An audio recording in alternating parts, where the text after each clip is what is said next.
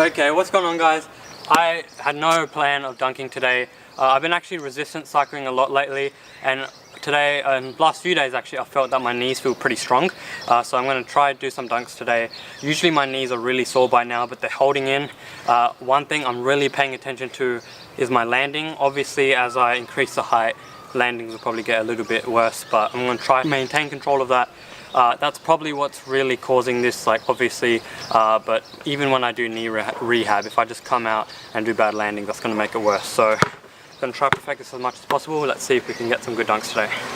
And if we can't do anything good on 10 feet, then I want to drop down, do some low rim dunks, and get some good low rim dunks for my sort of year summary of dunks, which I'll be posting soon, just because mainly I've been doing high rim stuff, so not too much low rim stuff, so try to focus on that more.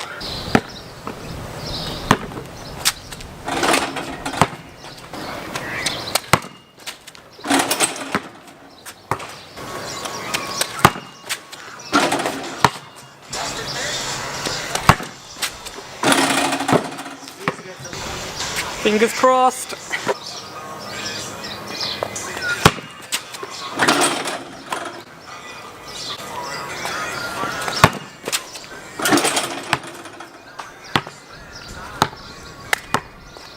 Let's go.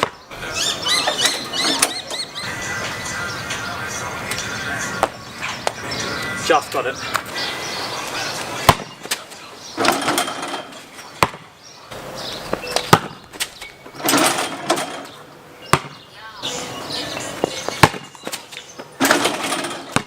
Come on.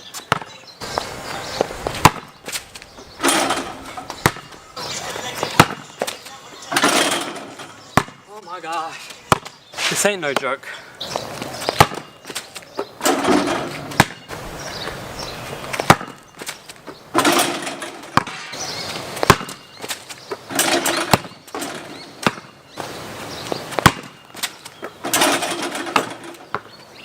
Alright, let's try to get at least one solid windmill on 9 feet.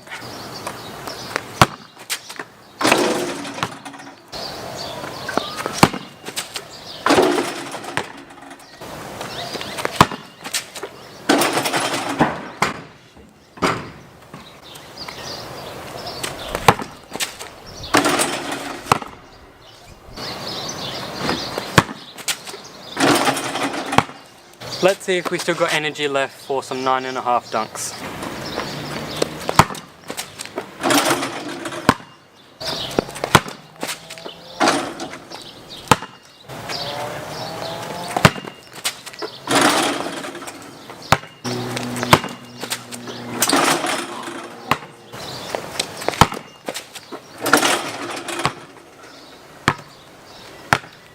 I'll take that as a yes. Weak, but I'll take it.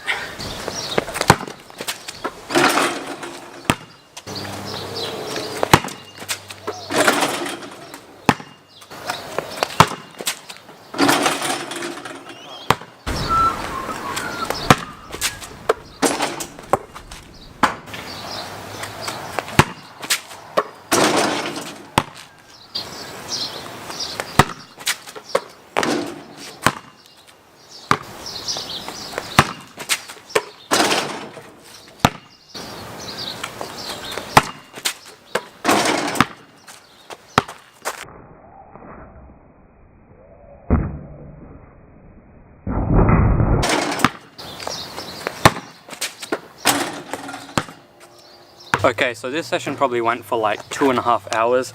My knees are super toasted. I actually think they started out pretty good this session though.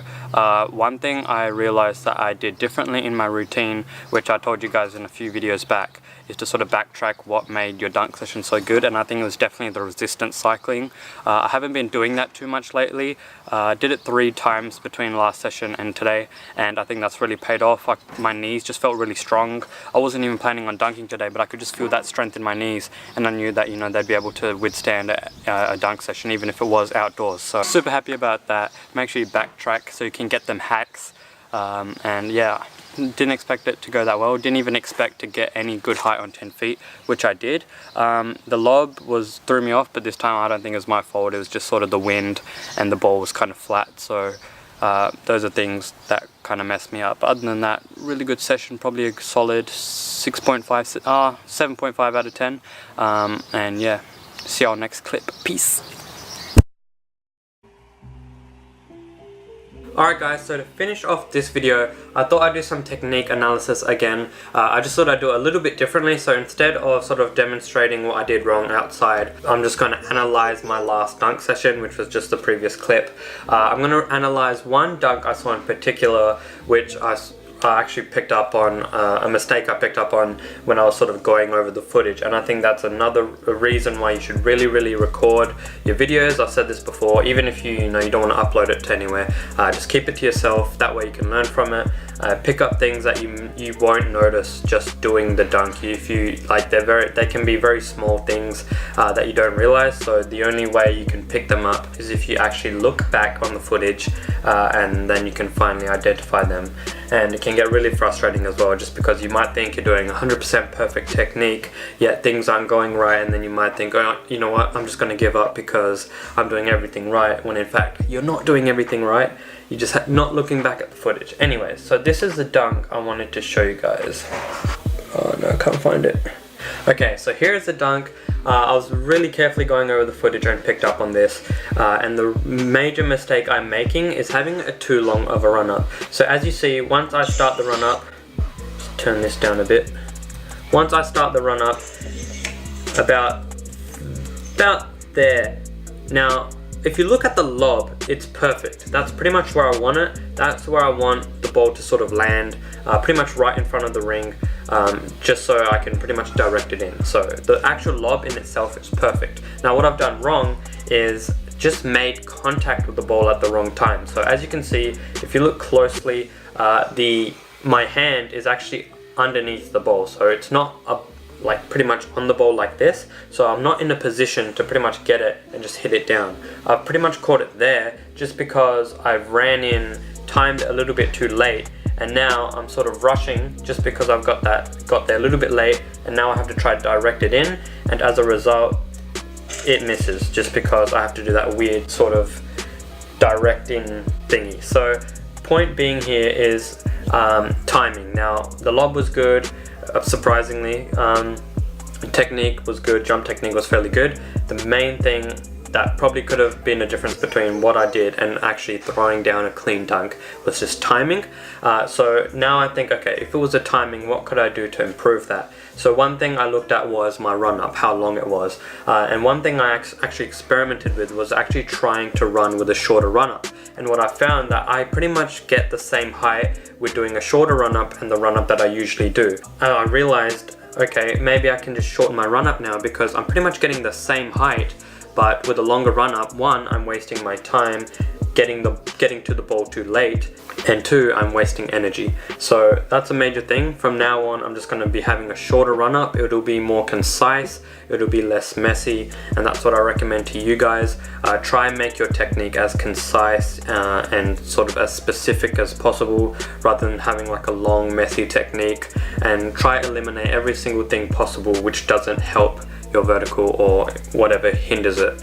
And also what I've realized is, because I kind of have to rush due to my longer run up, I don't really run in the path that I want to. So I kind of want to run in that sort of curve, whereas I kind of almost run in a straight line. I kind of run diagonally, and I sort of cheat that ideal path of kind of running in a curve, like almost an L shape. So those are a couple of things I wanted to point out. As you can see, let me play this in slow-mo actually. Let's play it frame by frame. So as you can see, it's just that millisecond ideal contact time. I would probably want my hand to be above the ball, about there, right about there, whereas I just make contact with it instead of having the ball ready, having my hand above the ball, having it ready to dunk in. I only just make the initial contact, and that slight half a second is what puts me off and makes it just being a back rim rather than, or hitting the backboard rather than it being a clear flush. So that's what I wanted to end the video with. Hope you guys enjoyed. It's also going to be Christmas by the time I upload this, so Merry Christmas. Well, in Australia it will be, because we're a day ahead of the United States. So Merry Christmas, Merry Dunkmas. Make sure to like, subscribe, and I'll see y'all in the next video. Peace. sitting on the bench. Hey.